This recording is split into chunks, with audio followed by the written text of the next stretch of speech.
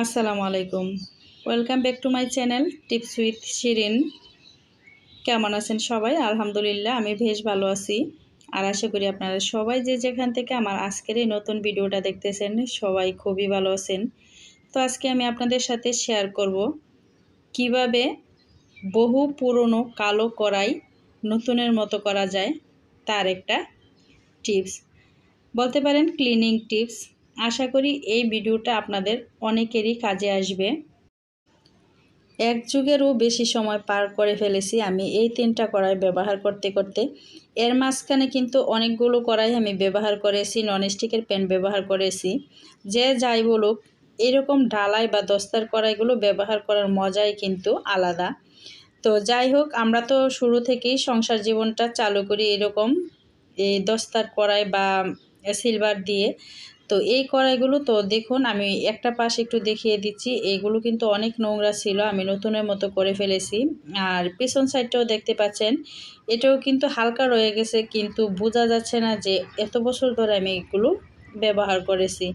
তো আমি 3টা কড়াই পরিষ্কার করেছি, কিন্তু 3টা তো আর আমি আপনাদেরকে ভিডিওতে শেয়ার করতে পারবো না। আমি একটা কড়াই জাস্ট আপনাদেরকে একটু দেখিয়ে দিব।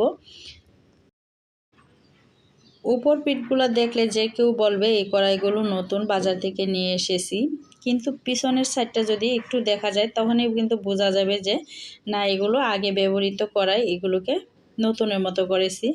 আর একদমই হাতের স্পর্শ ছাড়া কোনো প্রকারের ঘষা মাজা কোনো কিছুরই প্রয়োজন পড়েনি। কড়াই ঘষা মাজা করে পরিষ্কার করা কিন্তু অনেক কষ্টের বিষয়, সেক্ষেত্রে কিন্তু যুদ্ধ জয় করা যায়। তো কড়াই পরিষ্কার করাটা এতটাই কষ্টসাধ্য আমার কাছে মনে হয়। তো আমি এখন কড়াইগুলো কিভাবে পরিষ্কার করেছি সেটাই আপনাদের সাথে শেয়ার করব। তো তার আগে দেখিয়ে দিচ্ছি আমার সংসার জীবনের একদম ফার্স্টে আমি এই কড়াইটা নিয়েছিলাম।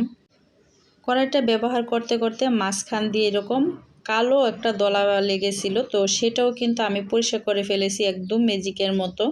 সর্বোচ্চ আপনার 5 মিনিট সময় লাগবে এই কড়াইটা পরিষ্কার করতে। তো আমি এইভাবে কিন্তু 3টা কড়াই পরিষ্কার করেছি।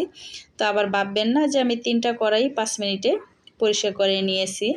তো চলুন, আমি আজকের এই কড়াইগুলো কিভাবে পরিষ্কার করেছি হাতের স্পর্শ ছাড়া, কোনো প্রকারের ঘষা মাজার ঝামেলা ছাড়া, সেটা আপনাদের সাথে একটু শেয়ার করে দিচ্ছি। তো আমি যে কড়াইটা পরিষ্কার করব সেটা নিয়ে নিয়েছি। তো এই কড়াইটা কিন্তু আমি আগেও অনেকবার পরিষ্কার করেছি, কিন্তু পরিষ্কার করলে কি 2 দিন 4 দিন পর পর তার পরিষ্কার করা যায় না।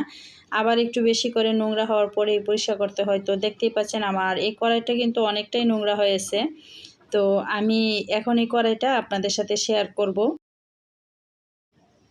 আগে যখন আমি কড়াইগুলো পরিষ্কার করতাম তখন তো আর আলাদা করে ভিডিও করতাম না, তো সেই জন্য আর আপনাদের সাথে শেয়ার করা হয়নি। তো আমি আজকে ভিডিও করব আর আপনাদেরকে দেখিয়ে দিব কত অল্প সময়ের ভিতরে কোনো প্রকারের কষ্ট ছাড়াই আমি এই কড়াইটা ম্যাজিকের মতো পরিষ্কার করে ফেলি। তো চলুন আমার সাথে আমি কিচেনে চলে যাই আর আমি কড়াইটা পরিষ্কার করা শুরু করি। কড়াইটা এখন আমি চুলার মধ্যে বসিয়ে দিব। তো এর জন্য আমি চুলার আঁচটা একদম হাই হিটে রেখে বসিয়ে দিচ্ছি। তো আমি চুলায় আগুন দিয়ে দিয়েছি, তারপর আমি চুলার আঁচটা একদম হাই হিটে রেখেছি। আমার আর কিছুই করতে হবে না, জাস্ট এই কড়াইটা চুলায় থাকবে আর আমি কিছুক্ষণ পর পর একটু উল্টিয়ে পাল্টিয়ে দিব। তো দেখতেই পাচ্ছেন বেশ অনেকটা কিন্তু সাদা সাদা হয়ে আসতেছে। আর যখন আপনি কড়াইটা পরিষ্কার করবেন একটু কাছে থেকেই করতে হবে, কারণ চুলা বাড়িয়ে দিয়ে আপনি যখন কড়াইটা পরিষ্কার করবেন তখন কিন্তু ঘরে একটা ধোঁয়ার সৃষ্টি হবে, আর তখন ভয় পাওয়ার কোনো কারণ নেই। তো দেখতেই পাচ্ছেন আমি একটু ঘুরিয়ে ঘুরিয়ে দেওয়ার পরে কিন্তু একটা পাশ বেশ অনেকটা সাদা হয়ে গেছে।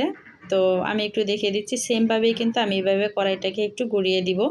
অপর পাশটা লুসনি দিয়ে ধরে একটু ঘুরিয়ে দিলেই একইভাবে কিন্তু এই কড়াইটা পরিষ্কার হয়ে যাবে। আর ঘরে যখন ধোঁয়ার সৃষ্টি হবে একদমই ভয় পাওয়ার কোনো কারণ নেই, জাস্ট শুধু আপনি আপনার ঘরের দরজা জানালাগুলো একটু খুলে রাখবেন, তাহলেই ধোঁয়াটা বেরিয়ে যাবে, তখন আর ভয় পেতে হবে না। তো দেখুন আমার প্রায় অর্ধেকটার উপরে কিন্তু কড়াই পরিষ্কার হয়ে গেছে। তো অবশ্যই কিন্তু চুলার আঁচটা একদম হাই হিটে রাখতে হবে, আর চুলার আঁচটা কমিয়ে চুলায় বসিয়ে রাখলে কিন্তু আপনার কড়াই সারাদিনও পরিষ্কার হবে না। এর জন্য অবশ্যই এই কড়াইটা আপনার একটু হাই হিটে রেখে পরিষ্কার করে নিতে হবে। তো দেখুন এই জায়গাগুলো একদম তেল চিটচিটে ভাবটা চলে গেছে, আর কোনো প্রকার ময়লা নেই। যেখানে গভীর তেল ছিল সেটা কিন্তু পুরে ছাই হয়ে গেছে। আমি কিন্তু হাতলের দিক দিয়ে একটু দেখিয়ে দিয়েছিলাম যে এখানে ময়লা ছিল, আর এটা কিন্তু একদম ছাই হয়ে পড়ে গেছে। তো আমি আবার ওই যে সাইডটা দিয়ে তেল আছে তো মানে ময়লা আছে সেটা আবার চুলার তাপটা বরাবর দিয়ে দিয়েছি। একইভাবে একটু ঘুরিয়ে ঘুরিয়ে আমি কড়াইটাকে পরিষ্কার করে নিচ্ছি। ম্যাজিক না হলেও কিন্তু ম্যাজিকের চেয়ে কম না এভাবে এত ময়লা পরিষ্কার করা। আর এভাবে কিন্তু আপনি চাইলে আপনার কড়াইগুলো আপনি একসাথে দুইটা চুলায় দুইটা দিয়ে পরিষ্কার করে নিতে পারবেন। আর পরিষ্কার কড়াইয়ে কিন্তু রান্না করতেও কিন্তু অনেক ভালো লাগে। তো দেখুন আমার কড়াইটা কিন্তু মোটামুটি পুরোটাই পরিষ্কার হয়ে গেছে। তো যেটুকু আছে আমি একটু দাঁড়িয়ে থেকে পরিষ্কারটা করে নিচ্ছি। তো আমি আরেক পাশে যে হাতলটা আছে সেই হাতলের সাইডের যে ময়লাগুলো আছে, তেলগুলো আছে ময়লাগুলো, তো গভীর যে শক্ত ময়লাটা সেটা যেন পুড়ে যায়, তো সেজন্য একটু কড়াইটাকে হেলান দিয়ে ধরেছি। তো দেখুন আমার কড়াইটা কিন্তু পরিষ্কার হয়ে গেছে। তো আমি হাতলটা একটু পরিষ্কার করে নিচ্ছি। তারপরে আমি কড়াইটাকে ঠান্ডা করে জাস্ট আমরা যেরকম নর্মালি থালাবাটি মাজি সেরকম করেই কড়াইটাকে পরিষ্কার করে নিব। তো নিচের সাইডটাও দেখুন অনেকটাই পরিষ্কার হয়ে গেছে। তো আমার কড়াইটা পরিষ্কার হয়ে গেছে। এখন আমি চুলায় থেকে নামিয়ে সিনকে নিয়ে নিলাম, আর এখন একটু ডিশওয়াশার দিয়ে আমি কড়াইটাকে মেজে নিচ্ছি। তো আগেই কিন্তু আমি ওই দুইটা কড়াই পরিষ্কার করে নিয়েছি। এখন তো একটাই শেয়ার করলাম, কারণ একসাথে কিন্তু সবগুলো কড়াই পরিষ্কার করা পসিবল হয়ে ওঠে না। আর আমি যদি একটা একটা করে আপনাদের সাথে ভিডিও শেয়ার করি তখন আমার ভিডিওটা অনেক বেশি বড় হয়ে যাবে, তখন আপনারাই বিরক্ত বোধ করবেন। তো আমি একটা টিনের সুবা দিয়ে ভিম লিকুইড দিয়ে একটু মেজে তারপরে আপনাদের সাথে শেয়ার করতেছি। তো দেখে তো নিশ্চয়ই বুঝতে পারতেছেন যে আমার কড়াইটা কত সহজেই পরিষ্কার হয়ে গেছে।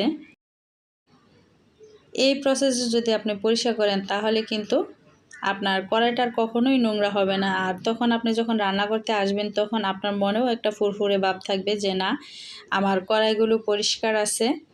আর এইভাবে কিন্তু যত বহু বছরের অনেক সময় থাকে না যে দাদি শাশুড়ি বা শাশুড়ি মায়ের হাতের কড়াই, তো তখন কিন্তু দেখা যায় যে অনেক বেশি নোংরা থাকে, মানে এরকম তেল চিটচিটে ভাবটা থাকে। তখন কিন্তু আপনি ম্যাজিকের মতো পরিষ্কার করে নিতে পারেন আর সবাইকে চমকিয়ে দিতে পারেন।